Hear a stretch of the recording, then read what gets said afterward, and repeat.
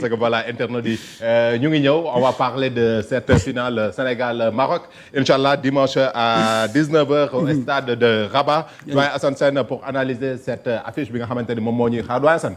pays organisateur sama souvenir wala sama xel bu gàtt damay yóbbu ci CAN bi passé ak Côte d'Ivoire qui a été pays organisateur et vainqueur de la Coupe. Aujourd'hui le Maroc se retrouve chez lui organisé ba pare dem finale ci histoire u CAN d'habitude un pays qui organise et qui va en finale est-ce que coupe bi mu des Maroc wala mu ñëw Sénégal est-ce que parce que yaa ngi doon wax ni tu aurais préféré jouer contre le Maroc c'est Nigeria moo gën a difficile à jouer li nga ñaan am na mais le Maroc reste un pays organisateur qui joue parce que ñun suñu xeetu football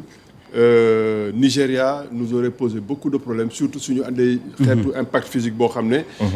day metti ñun les Marocains ils vont chercher à jouer nous on sait jouer nous on a une belle machine on a une bonne philosophie une machine qui est rodée et on a aussi des jokers qu'on garde sous le coude donc Maroc arbitre ma bëgguma dem ci domaine yooyu je pense qu'il faut être fort il faudra jouer un gros match il faudra les mettre en difficulté et arbitre lu mu ci jàpp boo ko mettre en difficulté dugal ko biwu Sadio Mané tey amul lu ko arbitre mun a tere dugg donc je pense que man daal encore une fois largement final bi moo ma gënal final bi moo la gënal bi moo ma gënal Maroc dinañ ñu gis dinañ ñu bàyyi xel te encore une fois comme je dis Nigeria bu déroulé woon son rouleau compresseur ñëw gagné Maroc largement et sans contestation capital confiance bi ñuy emmagasiné foofu du xëcc ci beneen équipe donc nag comme fii Maroc la ñoom ñoom xam nañ Sénégal Hakimi lu mu dëgër bopp xam na ne contre Sadio Mané dina am client bu mu dul yàkkale boo sàgganee Ibrahima Mbaye ñëw fekk ko ci biir dina xam ne tamit kaño du tux donc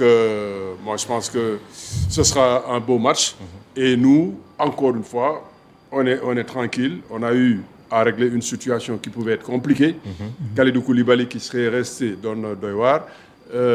Mamadou Sarr dugg na jël na température affaire bi gis na Marocain yi jouer dina pare bon Crépin El Hadj Malick awma ci lu may sikki sàkk et normalement au milieu de terrain avec ou Lamine ou Pape Matar qui remplace Diarra oui. Les Marocains auront plus à défendre sur nous ou à chercher le ballon qu'à nous mettre en difficulté même au niveau du milieu de terrain. Voilà. Moi je pense bien. ci foofu la ñu des ci équipe bu Maroc bile parce que gis nañu leen ci CAN bi yëpp. c'est une équipe boo xamante ne dafa bari ay potentiel non seulement les joueurs yi nga xamante ne am nañu ko mais aussi l'autre force muy que ils ont vraiment tey gis nañu stade bi ni ñu ko feesalee doyen Assane Sène aujourd'hui tey boo doon def un portrait wala nga ñu jox les forces de cette équipe marocaine. C'est quoi ils ont fait beaucoup de progrès entre début CAN bi ak tey ils ont énormément progressé ils ont trouvé maintenant une équipe et entre quart de finale bi contre Cameroun ak match bi ñu livré tey contre Nigeria c'est une équipe qui monte en puissance qui va être très très difficile à jouer parce que ils auront tout avec eux technicité am nañ ko seen Brahim Diaz il sera là ce sera un client sérieux ñeneen ñaar ñi El Zalzouli bi nekk ci côté bi aussi Crépin dina am liggéey bu bëri il faudra couper les relations mais il faudra leur poser des problèmes ñu am souci wu défendre bañ a xalaat ñëw di la acculer donc il faudra qu'on soit bien dans un bon bloc et sur ci offensive bi ñu andi leen lu dul woon ay safaan andi leen problème yu dul jeex comme ça ñoom ñu tal dékkuñu que def ñu leen parce que lu ci munti am tant que tey par exemple le Nigeria je l'ai même pas compris ils ont accepté que Maroc déroulé que Maroc gardé possession bi que Maroc jël initiative yi ñoom ñu seetaan donc là public bi day ànd ak ñoom mais contre ñun très tôt soo leen mettre en difficulté confisquer bal bi andi leen ay problème public bi bu ñu xaaraat ils vont gronder te bu boobaa ñoom doute bi dugg seen biir dara mun na fa xaw je pense que daal s'il y a un bon Sénégal comme bi ñu am tey Maroc mun na am problème. Les failles de cette équipe marocaine nu mu amee des forces noonu la amee ay faiblesses certainement. waaw bon failles yi nag ñu ngi koy gommer parce que failles yi généralement c'était en défense surtout en défense centrale mais tey j'ai vu Massina góorgóorlu def match bu correct bon tu me diras que aussi Osimhen on l'a pas beaucoup vu parce que moom day xaar rek. te Lookman ak beneen Akor Adams. ils n'ont pas été à la hauteur aujourd'hui. Ils n'ont pas fait un bon match donc du coup défense du Maroc ils étaient tranquilles. Ils ont pu supporter le match rapidement su dara génne ci Osimhen. ñu jege ko à 2 à 3 donc posé wuñu leen problème mais ñun normalement war nañu mën a leen. tegal alxatir bu metti surtout ci seen défense seen faiblesse foofu la nekk ci seen défense ci kanam ci couloir yi ils sont très bons bon attaquant bi c'est du foot de guerre donc il faudra que Crépin El Hadj Malick wala Ismaël Jakobs mais il faudra être très très défenseur sur les couloirs ñu jaar leen parce que Brahim Diaz il faudra un grand défenseur pour l'empêcher de tourner en rond keneen ki gis nañ ko xaw na rey arrière u Nigérian bi. tey rek la dugalul ah. Brahim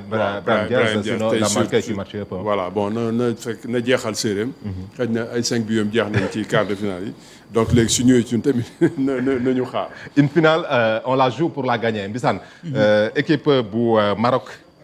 gëj na dem finale moo organisé gis nañu ni ñu préparé Coupe d'Afrique bi mu mel ni que ni dañu xiifoon li nga xamante ne moom mooy finale bi tey yegsi nañ ci ñu war a jongante ak équipe bu Sénégal dimanche xoolal ma historique bi dafa mel ni que c'était depuis 1976 sànq maa ngi koy wax ak doyen Assane on va vérifier mais en tout cas Maroc namoon na finale Maroc bu yegsi finale aujourd'hui que dire de cette équipe. Depuis 1976 jëluñu Coupe d'Afrique des Nations donc ça fait presque 50 ans. jëluñu Coupe d'Afrique des Nations kon soxla nañ ko bu baax a baax donc mais aussi nañu gëm ne daal équipe nationale daal bu Sénégal war na vraiment venir à bout de cette équipe là parce que footballistiquement amuñu dara li nga xam ne ni dañ leen di envier ci loolu am nañu ay individualités yi nga xam ne ni vraiment mën nañu relever défi bi donc amul benn problème le seul souci mooy bu leen ragal en fait quoi naar booy football ak moom d'habitude doo ko faral di ragal. faut être audacieux aussi di éviter seen provocation yi demee noonu mais aussi surtout de mettre la pression sur l'arbitre parce que on est en Afrique te aussi pays organisateur dafa am nuñ koy arbitrer donc yenn leaders yi bu ñuy ñëw di wax ak arbitre bi calmement et tout loolu aussi da ciy am solo donc équipe bu xiif la équipe bu am ay qualité la mais équipe la bi nga xam ne ni c'est une équipe qui n'est pas insurmontable comme on dit. parce que si bu ñu xoolee parcours bi nga xamante ne def na ko ci Coupe d'Afrique bi 2 matchs nuls le Maroc a été tenu en échec par le Mali. Aujourd'hui le Nigeria qui tient aussi en échec donc c'est une équipe prenable. C'est une équipe qui est à notre portée. qui est à notre portée football moo tëradi rek. moo dëkkul fenn mais comme je dis suñu projet ñun ci yoon Maroc ci yoon bi la bokk. donc ñun comme dañuy dem. depuis début kan wax naa leen man kan bi taxuma jóg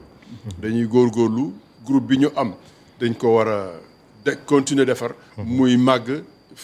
di dem à maturité mag ñi sonn ay ndaw yu pare ñëw remplacer leen équipe bi gën di am taxawaay am xar kanam bu rafet ba nga xam ne fi mu nekk nii man lenn moom ma wóor reg-rag yi moo gën a jaaxle Pape Thiaw loolu man au moins wóor na ma parce que moom questionnement am fan laay jaar Sénégal loolu xam naa ne pendant 3-4 jours dina ko tere nelaw guddi te Pape dans sa logique ci conférence de presse démb il a encore dit on restera ban moo la waxoon sax dynamique dans notre philosophie de jeu il n'a pas changé sa philosophie de jeu tey moi j'étais très content andiwaat na équipe am la même malgré li ñu wax ci adversaire bi yëpp Égypte nii la ñu mel Égypte lii lañ def kële mu leen man gëwuma loolu liggéey nañu ba am nañu benn philosophie am nañu benn projet structure bi mot na taxaw na sànq Mbissane fàttali na ko Aliou gas na fondement yi def na fondation bi teg na premier niveau ba peut-être deuxième niveau Pape mu ngi yeggale R+4 bi te dañu war a góorgóorlu dem R+10 donc ñu ngi ci yoon bi ñun dañuy dem. alors merci beaucoup doyen Assane Sène en attendant aussi ñu jël quelques avis des internautes lan ngeen xalaat ci affiche bi nga xamante ni moo ñuy xaar dimanche muy cette finale de la Coupe d'Afrique des Nations Maroc 2025 Sénégal Maroc mu nekk final bu nar a neex donc on attend vos commentaires lan ngeen xalaat ci final bi et que Sénégal ana naka la war a préparer woo ci match bi nga xamante ne c'est un match très attendu ñu ñëw léegi ci conférence de presse après match tey ginnaaw prestation bu équipe bu Sénégal ñu commencer avec bien sûr la réaction du coach Pape Thiaw Junior seetlu na ma ba ma xaw a jàpp ba xaw a soj parce que posé nañ ko question par rapport ak final bi mais pour le moment il dit que ni voilà on va savourer d'abord suñu qualification suñu victoire mais benn wax boo xamante ne jàpp naa ko ci contre l'Égypte aujourd'hui mu nekk ne on a été dominant ci possession ci occasion mais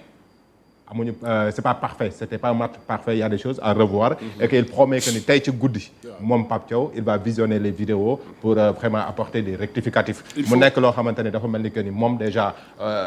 il ne se donne même pas le temps pour souffler parce que xam na ni que ni il y a des choses à faire il y a un match à préparer et que dafa gaaw tey rek doy na repos suba teel a defi ji benn décrassage bu ndaw xaw ma l'après-midi lay doon wala xaw ma kañ demain c'est jeudi vendredi ngay mun a am peut-être benn entraînement bu correct samedi une petite mise en place et puis tu rejoues dimanche donc amuloo temps savourer nañ xaar ba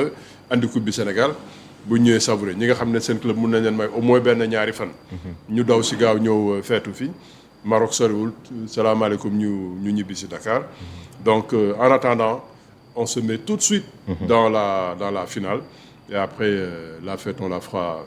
lundi mardi inchallah. Et les absences de Koulibaly et Habib Diarra pas de crainte. rien ne gêne absence de Koulibaly comme ni ma wax.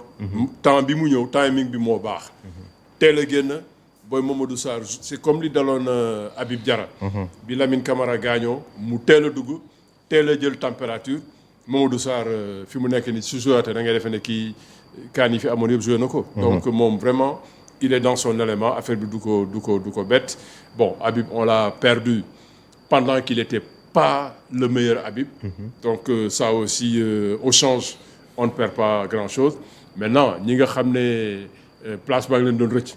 ñu am final bi pour wane seen bopp entre ñoom ñaar ki ciy dugg mais je pense que ku ci dugg di nga ne ok. lii moom dootuma dalati. ba bu subaa bu leneen waree xew. coach bi il faut que ma créer ko problème comme le Ismaël Jacobs defoon El Hadj Malick et après une équipe c'est comme ça que ça marche donc alhamdoulilah encore Nicolas est rentré il a fait une très bonne prestation il est sorti content donc la ñu doon nguni yëpp doon ay wax daal dara bëgguñu ko ci Pape Thiaw ba léegi ne ci question boobu Mbissane sànq aussi en conférence de presse on l'a posé la question mais toujours c'est la même réponse j'ai 28 titulaires c'est-à-dire ku absenté ku manqué ku ci nekk rek moom am na ci équipe am benn profondeur de banc boo xamante ni mën na ko permettre mu am les remplaçants qu'il faut donc aujourd'hui encore en conférence de presse bi ñu paree après match donc c'est la réponse qu'il a délivrée il a 28 titulaires Habib Diarra absent Koulibaly absent il y a pas de crainte. Non amul crainte c'est normal am 28 titulaires la am c'est un groupe donc groupe la bi nga xam ne ni ñi nekk ci banc bi aussi am na lu ñu bëgg a prouver parce que équipe nationale aussi am na lu mu leen mën a apporter te ku sañoon ci ñoom ñu may la sa chance nga prouver li nga war a prouver comme ni ko Mamadou Sarr defee tey comme ni ko Ibrahima Mbaye doon defee donc ñoom ñëpp ils sont très motivés te am nañu les qualités nécessaires yi nga xam ne nii bu ñu leen tegee ci pelouse bi dinañu def lu ñuy xaar ci ñoom donc c'est une équipe qui vit très bien équipe bu soudée équipe bi nga xam ne ni ils sont solidaires équipe bi nga xam ne ni ils sont ambitieux pour dem jëli ndaw ñi super motivés ñi nga xam ne ni